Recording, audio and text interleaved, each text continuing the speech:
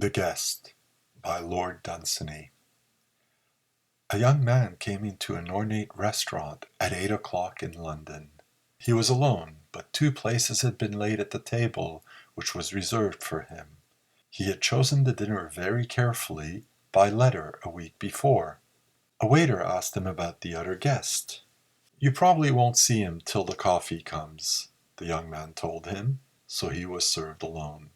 Those at adjacent tables might have noticed the young man continually addressing the empty chair, and carrying on a monologue with it throughout his elaborate dinner. "I think you knew my father," he said to it over the soup. "I sent for you this evening," he continued, "because I want you to do me a good turn.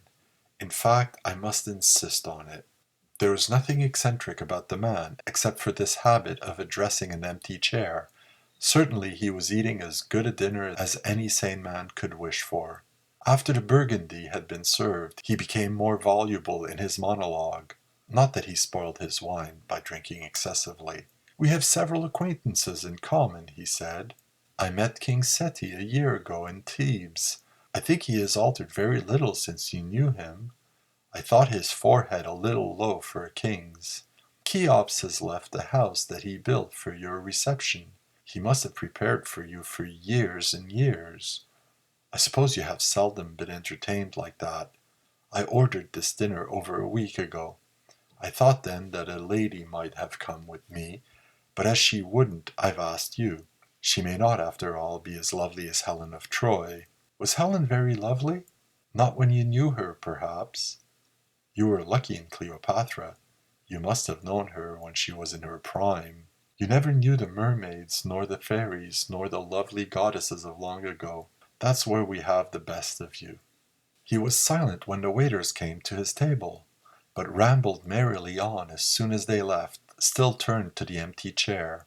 "You know, I saw you here in London only the other day. You were on a motor bus going down Ludgate Hill. It was going much too fast. London is a good place, but I shall be glad enough to leave it. It was in London that I met the lady that I was speaking about. If it hadn't been for London, I probably shouldn't have met her, and if it hadn't been for London, she probably wouldn't have had so much beside me to amuse her. It cuts both ways." He paused once to offer coffee, gazing earnestly at the waiter and putting a sovereign in his hand. "Don't let it be chicory," said he.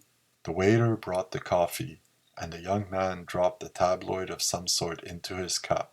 "I don't suppose you come here very often," he went on. "Well, you probably want to be going. I haven't taken you much out of your way. There's plenty for you to do in London." Then, having drunk his coffee, he fell onto the floor by a foot of the empty chair, and a doctor who was dining in the room bent over him and announced to the anxious manager the visible presence of the young man's guest.